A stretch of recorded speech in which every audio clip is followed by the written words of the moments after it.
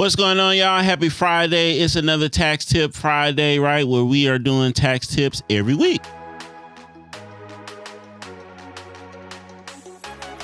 It's another episode of Ya Biz. I'm one of your co-hosts, Dr. BlackWealth. Hey, and this is Miss Fabfinancial. Yeah. Today we're talking about depreciation, right? Good tax strategy. I love it, right? So we're going to break down depreciation, how you can use it, why it's there, how it works, all the things. And then you should be able to apply it to your tax situation, your picture, talk to your tax advisor about it, and see how it benefits you. Yes, yes? Yes. I Cool. We're going to be on the same page. Me and depreciation like this. All right, well, kick us off with depreciation then. I think it's a really good tax strategy that's underused and undervalued. Okay. I mean, you hear the buzzwords, right? You hear about the bonus depreciate your G-Wagon, right? Bonus depreciate your G-Wagon. But I think courtesy of Trump. That's why you hear about that. Tax Cuts and Jobs Act. Can we not? We're trying to stay on the same page. I'm just so we was on the same. You trying to cause division? You trying to cause division? Hey, Trump like depreciation too. All right. Okay. So he didn't create depreciation's been there for sure. He just bonused it 100%. Right. For a few years. Mm-hmm. He did. Now we'll be at 80%? 80% this year. That's right. And next year it goes down to what, 60? That's right. That's right. So here's why depreciation works so good. I think that it's only 3 ways for you to build wealth. And I think if you're smart, you should do all 3. The first one is have a business, because business produce income and freedoms. The second one is investing, meaning like you controlling your investment, stock market, whatever that looks like, right? Because then that produces you to make money in your sleep, right? Warren Buffett said, if you don't figure out a way to make money in your sleep, you're going to be working for money all your life. And the third thing is real estate, because real estate helps us reduce our tax bill. It's the best way for us to reduce our tax bill. And with real estate comes depreciation. Sure. So it's a 3-sided triangle here. Yeah. So depreciation basically helps you offset any tangible assets. The income that the tangible asset brings you helps you offset it by taking the value of it over its useful life, if I'm explaining that correctly. So it's basically a lot of times people call it like a ghost or phantom expense. It's not a hard expense. So it's not like cash coming out of your pocket, right? Yeah. So if you have, if we're going to talk about real estate, that's a large asset that'll help lower your tax bill, lowering your taxable income by a lot, right? Depending on the cost of the property or the asset. But you can depreciate almost anything, right? Almost anything in your business, right? And so, like equipment. For sure, right? If you have a restaurant, if you lease out equipment. For sure, the refrigerator, there's large things. If you own a gym, the equipment in the gym, the treadmill, if you even have an office, you can depreciate the desk, the furniture, that type of thing. So you can depreciate almost just about anything. If a farm, you could depreciate everything on the farm. Farms is really good. The farms, loss of animals. Oh, listen. Them cattle cost y'all. Listen, so it is a really good tax saving strategy, right? To help you lower your taxable income. That's what it does, guys. When we talk about tax strategy, the key to winning in taxes is what people are doing is they're lowering their taxable income, right? And so when you depreciate an item, you're able to lower your taxable income in a way that is not a hard expense, right? So that if you do need to qualify for a loan or you do need to show your income at a certain rate, the bank or the lender is allowed to put that depreciation back. That's why it's really, really good, because it's not a hard expense. It's not like, okay, well, the cow over 10 years cost you $20,000. That didn't come out of your checking account. However, it shows up as if it did. So it's lowering your taxable income, which lowers how much you would owe, right? That's how that works. Really simple. But the genius about it is because everything has a useful life. Mm-hmm. So most real estate is between 27 years to 27 and a half years. So if you got a residential property, Yeah. meaning non-commercial, it's 27 and a half years. If you got a commercial, it's 39 years. Right. And so most vehicles are about 5 years. Mm-hmm. So everything has a useful life so that you can save taxes over a portion of time. So that's why it's really important to get with a tax specialist who is familiar with depreciation to help you deep dive in the things you use in your business so you can lower your taxable income in a smart way, right? Unlike what sometimes usually happens is people tend to write off everything, which is good, but those hard expenses drop your taxable income. And sometimes people overstate it. Let's just keep it all the way funky, right? Some people overstate their expenses, thus lowering their taxable income to a point that's undesirable for lending. Yeah. Because it does hurt you. Like, so most people are, most people look at businesses to figure out a way to reduce their tax bill by spending money. But then when they need money for like purchasing a home or getting a loan or getting a commercial space or whatever that looks like, sometimes even a vehicle, because we don't have the money that shows on paper, it makes us unlendable. We're not credible, right? So people who are like, hey, I can go after. So a couple of weeks ago, I was at a mastermind.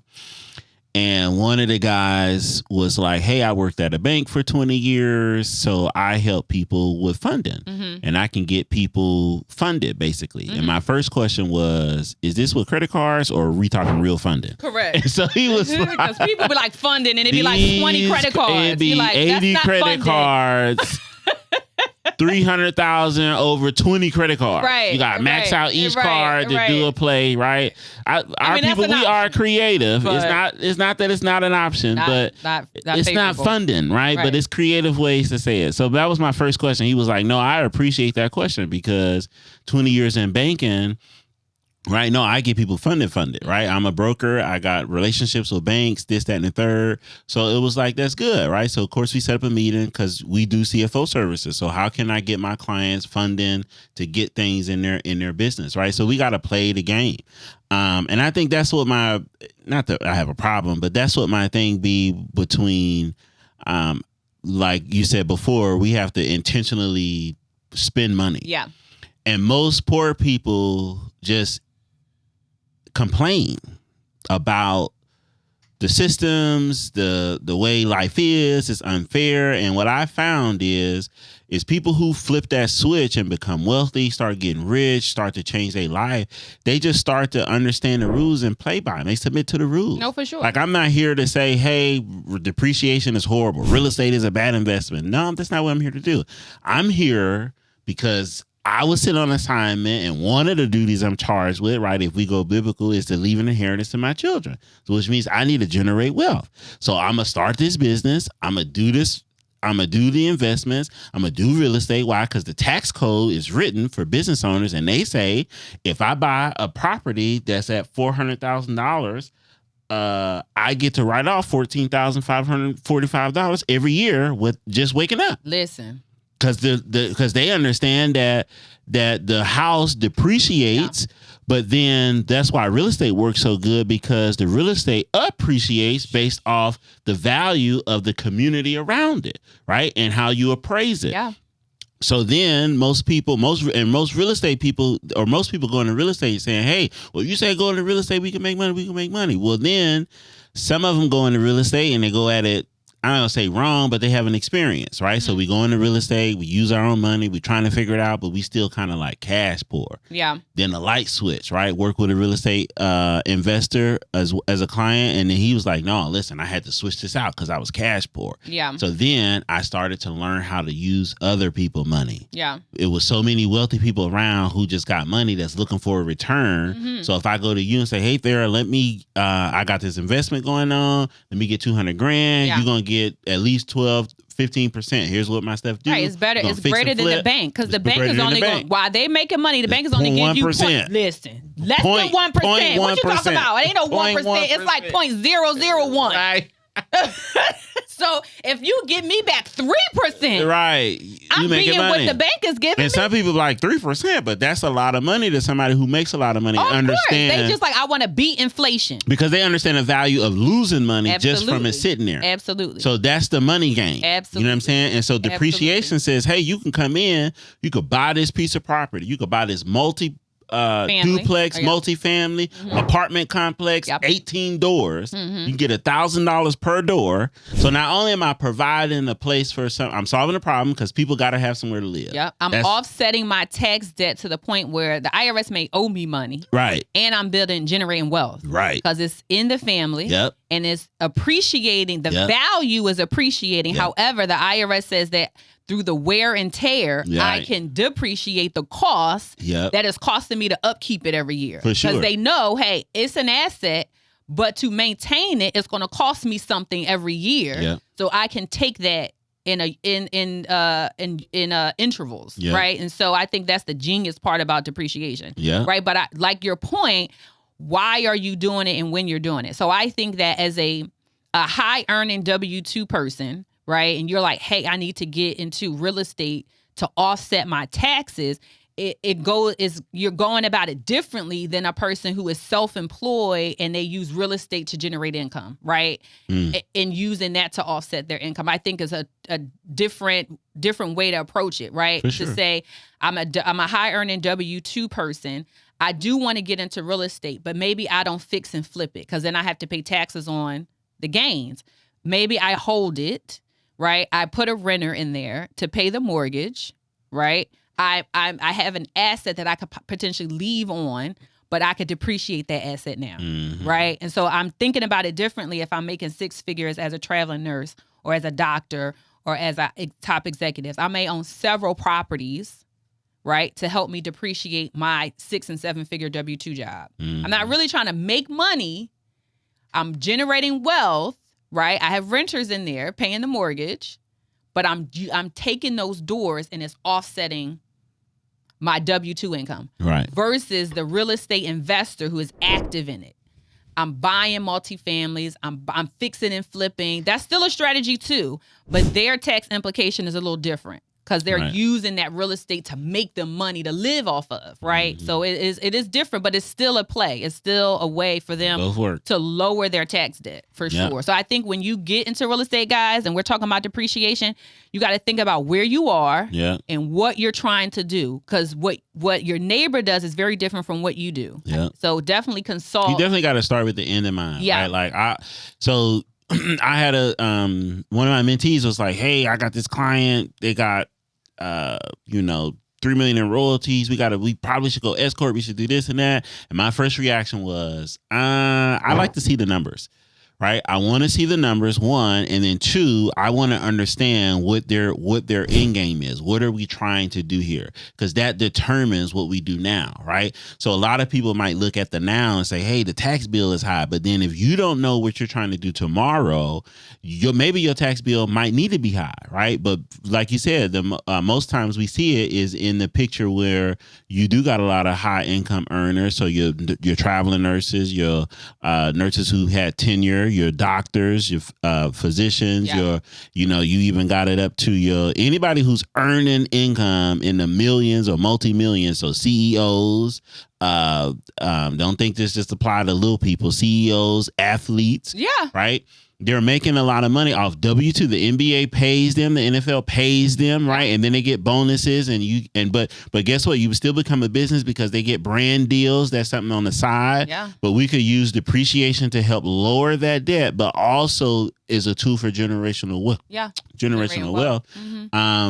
Because you got money into assets that you could over time deplete them if you're looking to do something, right? Or whatever that looks like. You can also do real estate. A lot of wealthy people do this too. When their kids about to go to college, grandkids or whoever about to go to college, they'll buy a piece of property in that place. And they live. And the kids live there, might rent out to other spaces. Absolutely. But guess what? It helps lower the tuition debt.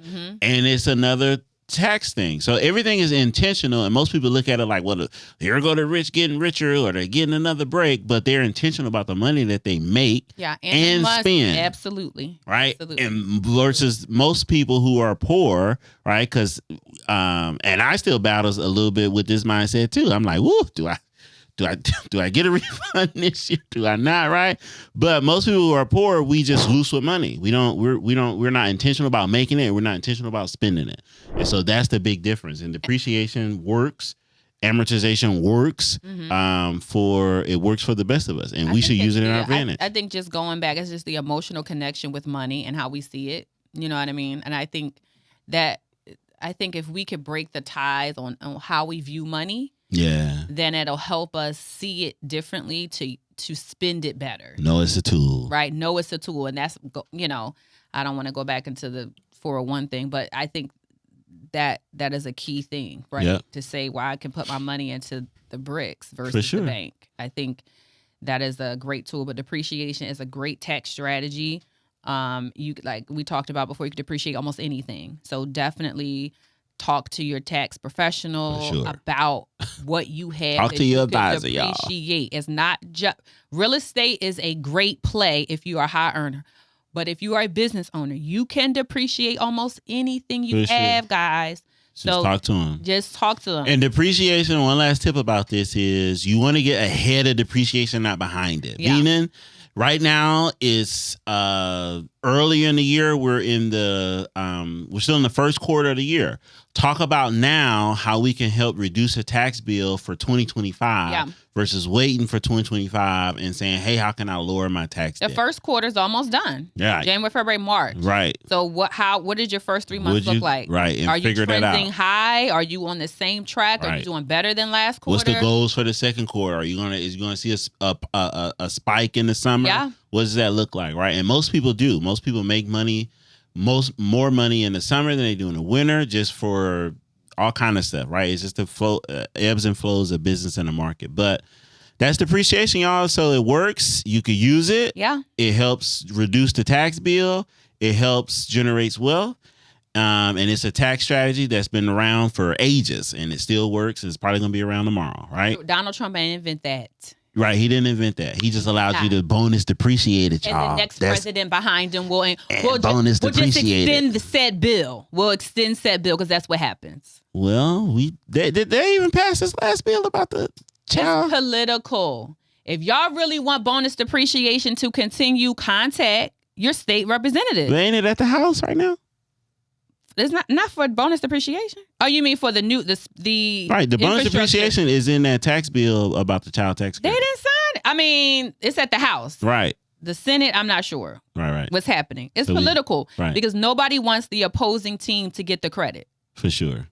So they'll hold it up. Well, it's a wrap, y'all. It's another episode. So make sure you keep minding your biz. Don't forget to like, share, subscribe, hit that bell. We post some tax tips every Friday. Yep. So this is something new. Like, share, subscribe, like we said. And tell us what you want to know in the comments, right? Let us know what tax tips you want to hear about, you want us to teach about, you want us to break down, you want some more insight on. Yeah. Yeah. Peace. We out.